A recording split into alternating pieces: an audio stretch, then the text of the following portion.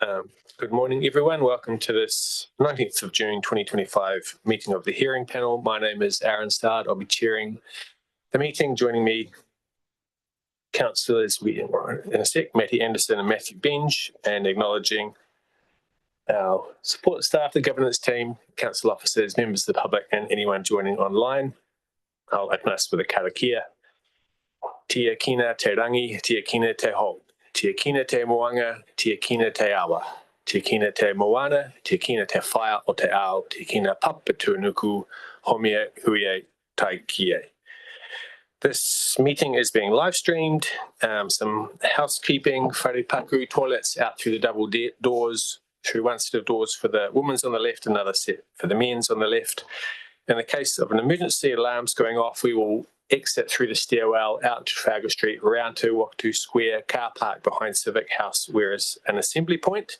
Earthquakes, of course, drop, cover and hold. If it's long and strong, we get gone afterwards once the shaking stopped, down the stairwell, Trafalgar Street to Pikimai to the nearest high ground in case of a tsunami. All right, moving on to the agenda. I take it there are no apologies. Agenda item number 2, any changes to the order of business? No, we're good. We can confirm that. Item 3, any interest to declare? We are clear there. Moving straight on then to the public forum, I'd welcome Peter Kortegast. Thank you for sending through your presentation, much appreciated, and thank you for being here today. I believe you have 5 minutes. There might be a bell that rings at about 4 or 5 minutes to let you know, and hope there should be time for questions from the panel afterwards, questions of clarification. And you're speaking about a safety issue involving an intersection and a car park. The floor is yours. Thank you very much. Good morning, Councillor and Chairs. Thank you for the time to be here this morning. I'll try and be quick. I was planning on 3 minutes, so I'll race through, hopefully. I'm here today because I was sitting around with the neighbours and they said, well, you're the one who knows something about this, Pete, so you pop in there and have a chat to council in charge of this for us. Because we're all talking about the difficulty getting out of our intersection, which has got worse in the last couple of years. I'm a professional traffic engineer, been living in Mount Street where I still live for some 25 years, and I'm here today just representing my family and friends, not my company in this matter. This is the issue we have coming out of Examiner Street. As you can see, there's a little car park there, and when a large SUV or a vehicle with tinted windows parked there, we find it very difficult to see down Rutherford Street for the oncoming traffic. It is difficult looking the other way, but this is a major concern because this is where we want to look for the oncoming traffic that might come towards you when you're doing quite a challenging right turn out of there on a busy arterial road. In fact, I was picking up my wife the other day and I was quite alarmed to see actually a car yard vehicle reversing down the footpath. So I actually had 2 cars in the way there because to actually manoeuvre their cars in and out, unfortunately they stack them in there, so they have to occasionally use the footpath, which was a bit alarming, I'd have to say. Peter, just to be crystal clear, it's the site that's occupied by the van. Yes, next. Absolutely. That's one car park, and that's the one. Yep. Thank you. So there's visibility requirements according to the Land Development Manual and also the Austroad standards, which, depending what speed you choose, I always like looking at the 85 percentile speed, which is the speed that the fast cars go, because it's the fast car that catches out, not the slow car. So roughly speaking, we need 110, but you need clear visibility within that triangle of those lines, and that's really important. But the interesting thing, if I go back, actually I've clicked one too fast. Oops, sorry, no, it's not working, the animation, that's a shame. But if you look under that little circle I've drawn there used to be yellow lines there. But the car park suddenly appeared. So there used to be yellow lines there, and now there's a park there. And you might ask, why did that happen? Well, it happened because there was a bus stop put in there. So don't get me wrong, I love buses. I'm a transportation engineer and I think there should be more public transport. But I think putting a bus stop in there and taking out our visibility sightlines for the 200 residents isn't actually fair. And I think we should have our safe sight distance. So this is essentially, from what I understand, and I don't know this for sure, but I'm assuming that Rutherford Street, the on-road parking was removed in front of the car yard to create the bus stop there. And if I can use the red pointer, and I'm always scared about doing this, you can see, oh no, I don't know if I can operate it. Is it the top one? The top one's the red pointer. Oh, yeah, there we go. So the bus stop's been put in here. And that bus stop, which used to be yellow light, the car park there, which used to be yellow lines, is now a car park. But the intriguing thing for me is you can see that car park, the car yard there. From what I understand, they complained, and then the park was put in. But essentially, our interest was compromised for the business. But the LDM requires that site distance, so there's a bit of a conflict there. And as you can see also, the consent for the car yard does require them to have lots of on-site parking, and, they have a lot of parking in that photograph. But they do have a bit of a challenge about manoeuvring their cars for customers. Okay, so, but also I do think that, to be frank, we don't have drive-by customers for a car yard. One doesn't drive down the road and just pull off and say, I'm going to buy a $15,000 car. So here we go, last slide. So really, I'm here today because I approached council through the Antenna app, so I thought that was the best thing to do. Took a photograph and was told that it wasn't a safety issue, that there was no reported crashes in the last 5 years. And I was also told that the car park, that particular car park, was put in as part of the stormwater project. Well, I've got access to the CAS database, and when I actually looked at it, I did see there was 2 intersection crashes at that intersection the last 5 years. One being in 23, another one in 21. And 21 was a minor injury crash. So the intersection does have a visibility and a challenge issue. I think this interesting is dangerous, and I do believe that it's got more dangerous since that car park was installed. And I think in New Zealand, the legislation was changed in around about 99, I think 2000, that permitted cars to come into New Zealand with tinted windows. And that presents a real challenge for visibility. You can't see through a parked car. Now, I've lived in Mount Street for 25 years, and I really believe that this intersection should be safe for myself, my wife, my family, my neighbours and my friends. And as an engineer, I feel ethically it's important for me to raise this public safety issue. Okay, and again, I'm saying is the car yards don't need drive-by customers. We live in a modern world where most people buy a car, they actually look online first, and then to decide, oh, they've got a good little car, I'm going to cruise down to that car yard and have a check it out. It doesn't really happen. So I guess what I'm asking for here from the committee is we'd like that car park removed and get our site distance back. So thank you very much. I'm open to questions.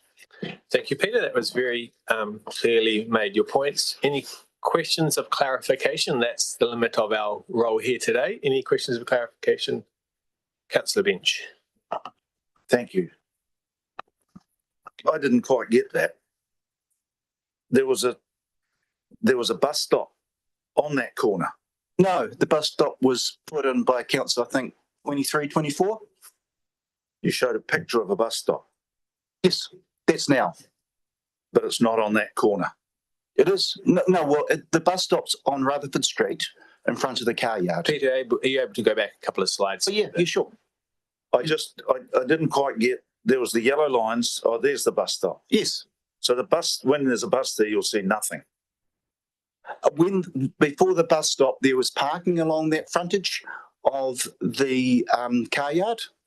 But when the council put the bus stop in, the on-street parking was removed. And from what I understand, then there was a complaint about that parking being removed. So the council put in that additional car park in the no stopping area. Make sense? So it was car parking all the way up to the corner. I'll go back one more. And then they installed a bus stop? Originally, there was no stopping lines just here. Where the bus stop is? No, there was car parking along here in the frontage, and then there was no stopping here where the sight line should be. So council put in the bus stop, from what I understand, and then they installed that additional car park. as part of putting in the bus stop. In the sight So line. they took away the yellow lines Yes, and made it a car park. yes.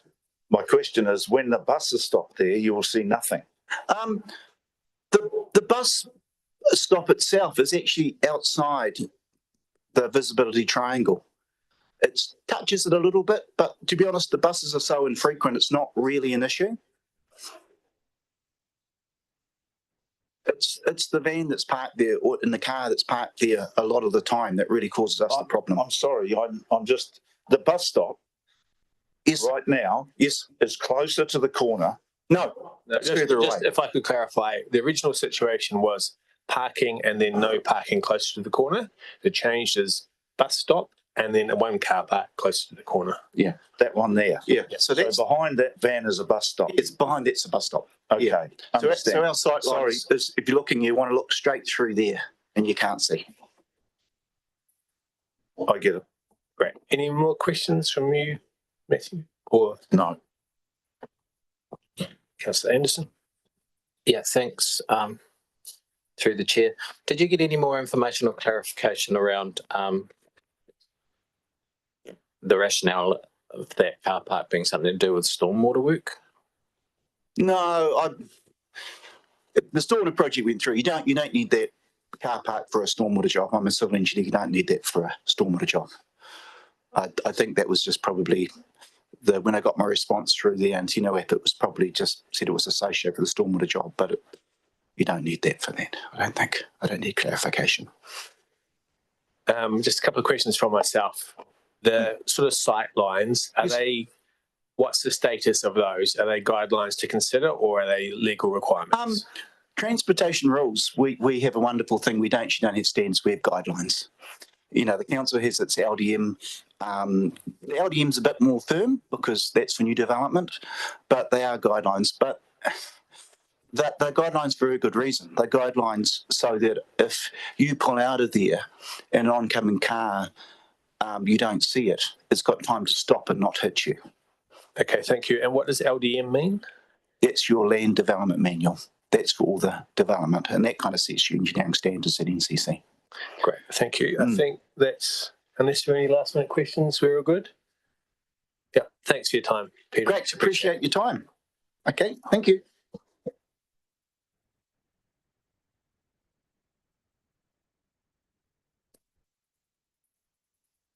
Moving on to agenda item number 5, confirmation of the minutes of 8th of May 2025. Are there any questions or concerns around those minutes? I see none. Do we have a mover that we confirm the minutes? Thank you, Councillor Anderson. A seconder. Thank you, Councillor Benj. I'll put that. All those in favour, please say aye. Aye. Those against say no. That motion is carried. Thank you. Moving on to agenda item 6.1, traffic and parking bylaw updates. So I would welcome officers to speak to that item.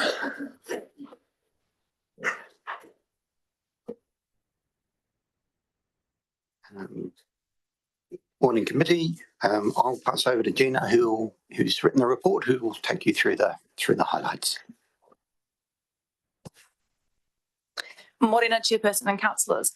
The proposed changes to the road and corridor in the report before you are minor safety improvements and to allow contractors safe and efficient access to utility services. Additional feedback to note, 4.14 Toswell Road, 8 responses were received in total, 4 in support and 4 opposed, with requests for additional no stopping. 4.18 Saxton Road, 1 response was received and it is supportive of the proposed changes, also suggesting further additional yellow lines. And 4.22 Aro'o Ngāti Koata received 4 responses, all in support of proposed changes. And finally, 4.26 Songa Street, 1 response was received from police and they have no objections to the proposed changes. We take the report as read and welcome questions. Thanks very much. Any questions from my colleagues? Yeah, thanks. Did you get any As far as the split result with Toswell, did you get any further information or reasoning behind why they're for, or in particular the ones that are opposed? Through the chair, most of the opposition is around retention of car parking. I wonder, can we move to the slides of showing the maps of each area? I do have a few questions that would be nice. We don't have that. I guess it is in the agenda, isn't it?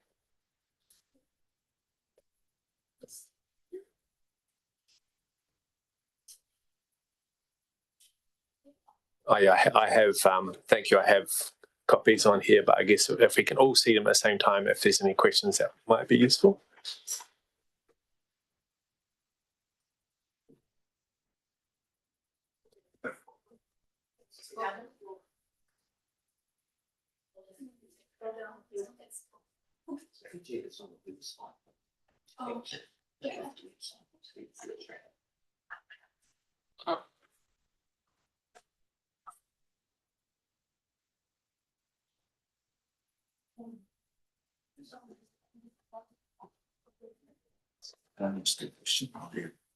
Might just wait a minute, just.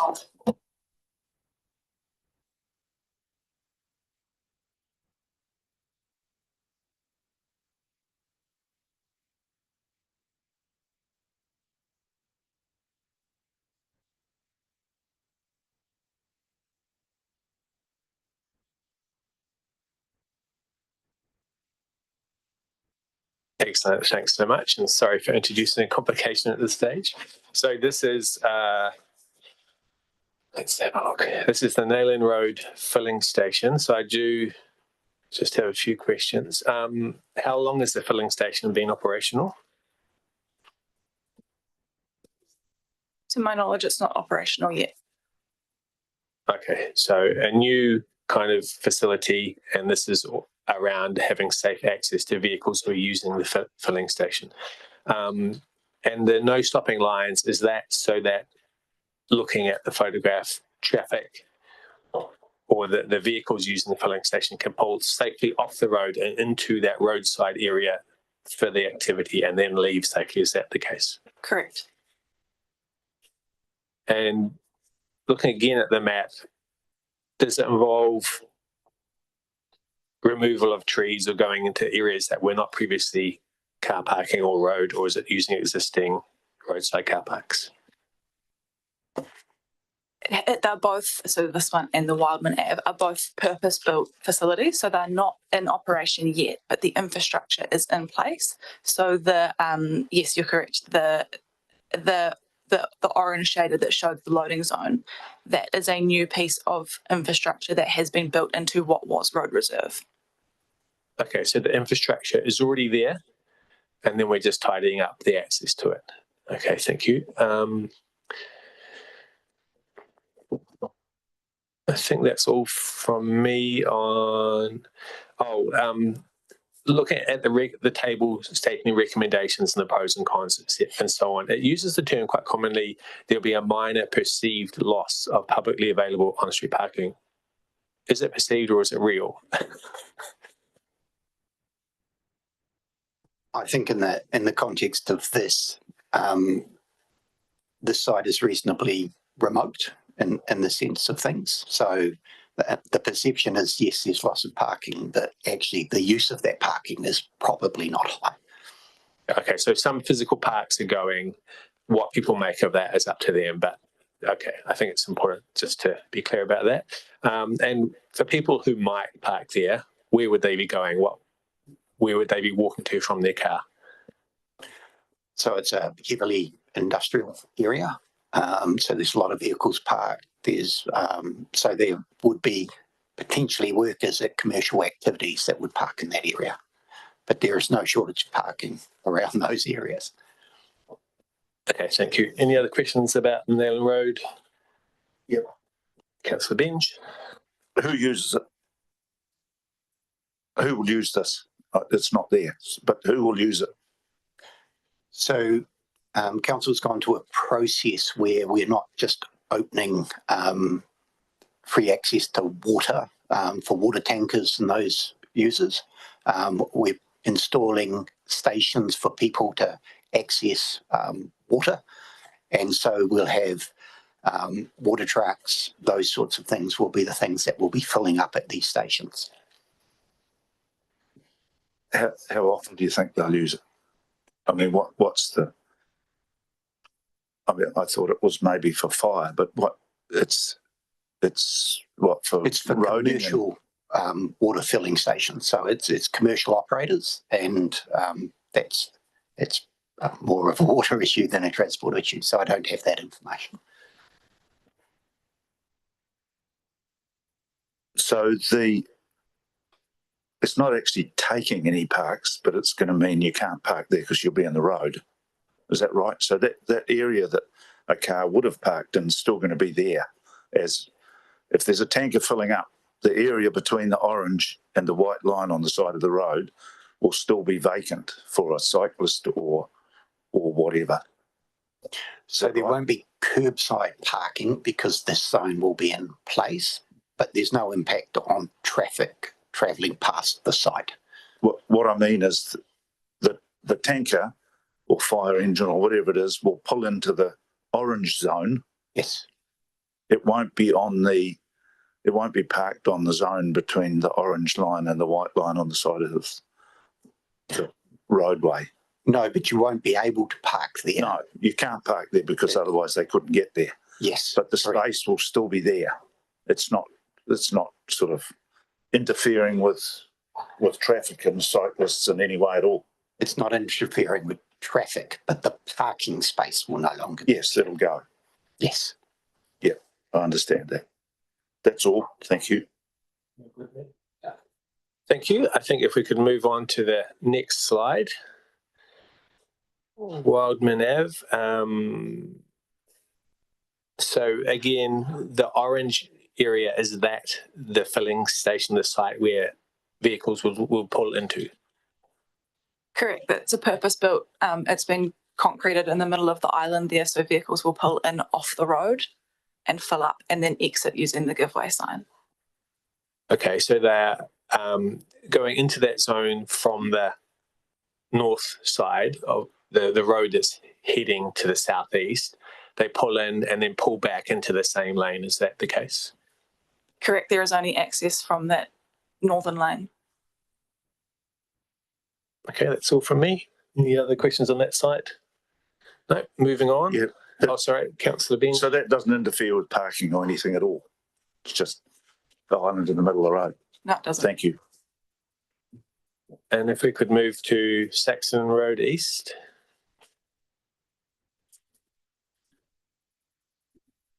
Great. And so I just have a couple of questions. So these are new no stopping areas because people might be parking there who are using Saxon sports area. And these areas protect people's access, like their driveways. I wonder, what is the yellow area just in front of the trees outside 119, and then the larger yellow area at sort of top left? So a couple of hearings panels ago, we presented changes to the other side of the road as part of a parks project, a safety audit of the Saxon Field complex and its road marking. And we pushed the parking for the Saxon Road access back. So there's additional yellow lines on the exit of Saxon Field there. And when we circulated that for feedback, we got a lot of feedback from the residents across the road that would like additional yellow lines outside their properties, as cars every Saturday will park up to and across their driveway. So the lines you can see outside the residence are 2 metres of yellow no stopping lines either side of their driveway, which is double the recommendation, the normal legal standard of 1 metre. The ones to the top left is a pathway that exits, Orphanage Stream Walkway. And that's a curb drop down that also is illegal to park over, but vehicles regularly park over it. So that is allowing pedestrians access in and out of there as well. Great, that all makes sense. So essentially, we're looking at 3 pairs of yellow lines either side of a driveway, making sure that they have that space to get in and out safely. Correct. Great, thank you. Yeah, does the yellow line go across the driveway as well? Not in this case, no. We typically don't like to yellow line over people's driveways, and it's illegal to park over a drop down, so people shouldn't be parking there. Doubling the distance that you aren't legally allowed to park within a driveway anyway is just a guidance to push people further back. Do they have trouble with people parking on over their drives? Because I use this area a lot. They do. So you're not allowed to put a yellow line across their drive because it might not help, is all I'm thinking. Yes, we can, but our preference is not to, because actually the legal requirement, so that can currently be enforced under the current regime. Yeah. So our preference is not to put yellow lines in to reinforce something that's already there. In this instance, because we've taken it beyond the standard can't park within a metre of a driveway, we've done that either side. Okay, and the one in Orphanage Stream, I cycle down there a lot. And Aaron, it is difficult, especially like a van that the previous gentleman showed us. You've got to get the front wheel of your car, your bike, into the roadway before you can see if there's anyone coming. That'll stop that. That's a vote of support, if ever I heard one. Any more questions on that slide? Sorry, just one clarification, and Aaron brought it up, but I'm not quite sure. Just the perceived loss, and I'm happy, it all makes sense to me, and that's a good report. I don't understand how there's a park and then there's not a park, and that's someone's perception and not a fact. It also depends if you can legally park there to begin with.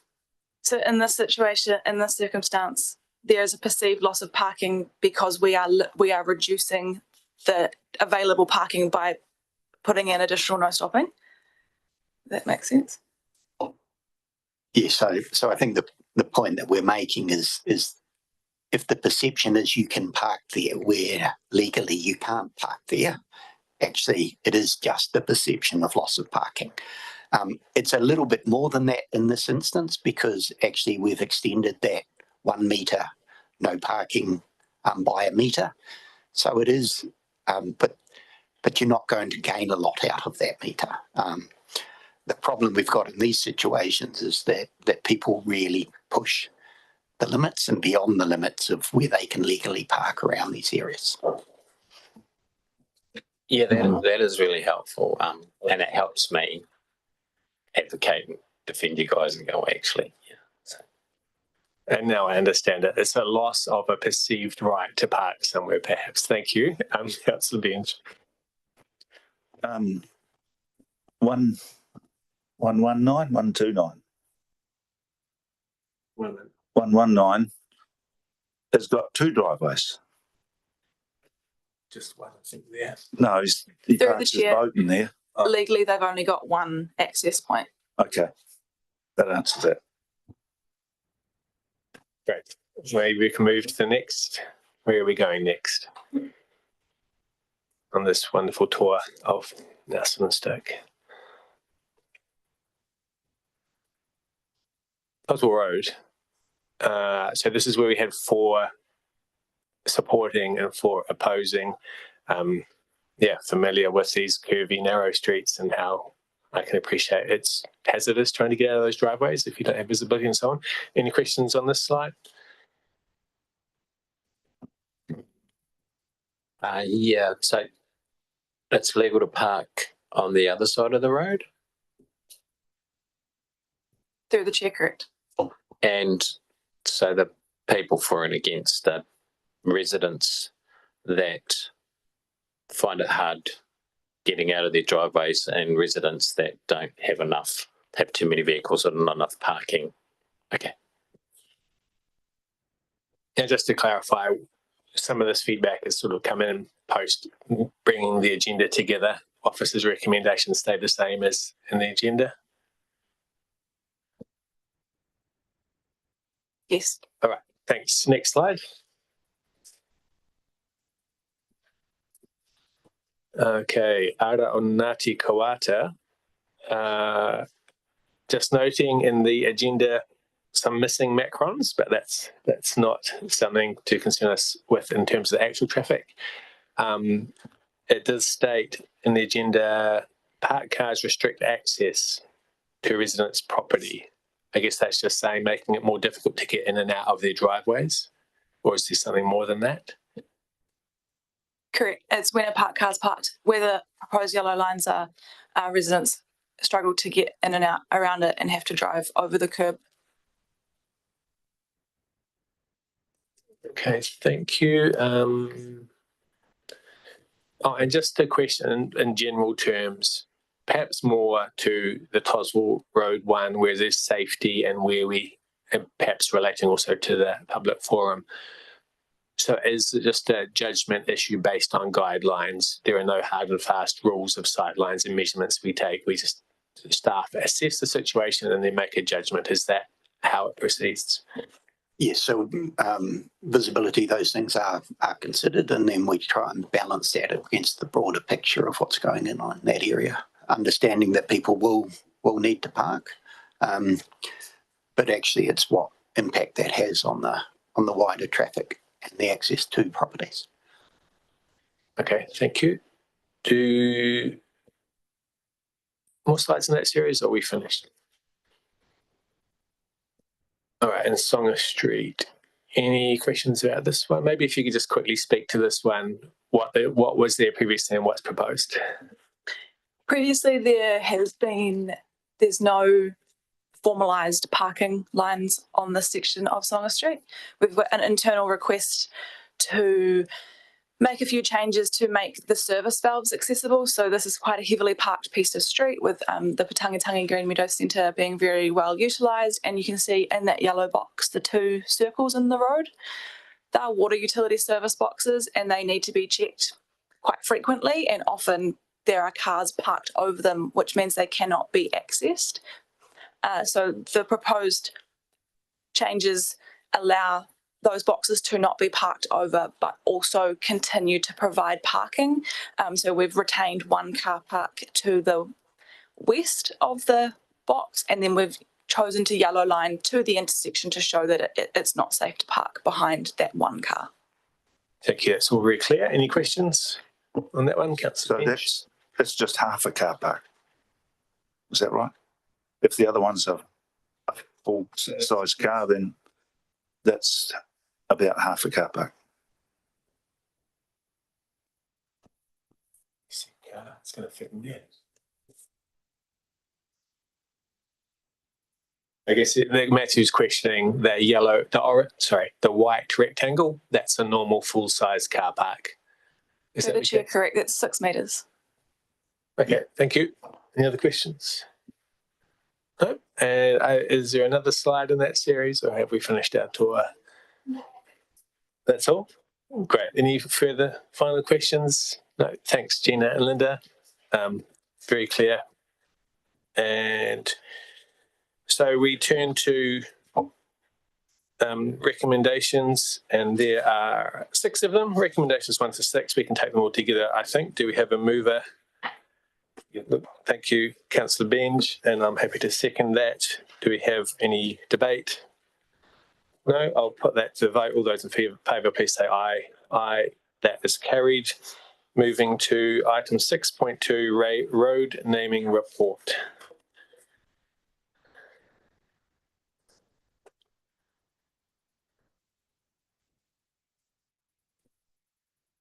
Welcome, Bernadette.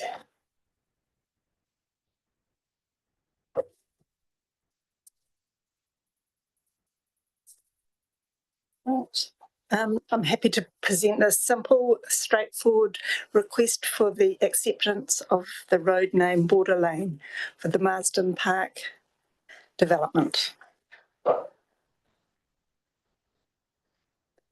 Great, thank you. Any questions? Do we have a picture? No. Well, there's an attachment map showing the development and the location of the new, I believe it says new row. Oh yes, new row. So small kind of lane road in there. So it's on the northern side. It's off Homestead Ave. There we go. It's up on your screen. Thank you.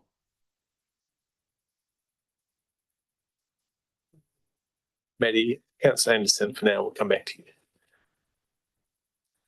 Yeah, thank you. Through the chair, I did a little Googling and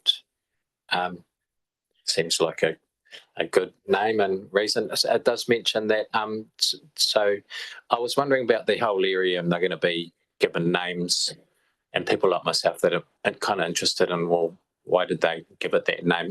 How do we find out that information? I did Google, and then I went back to James Marsden and I started reading about his whole family and all the amazing stuff they've done in the district. But I'm just wondering about how do we tell that story?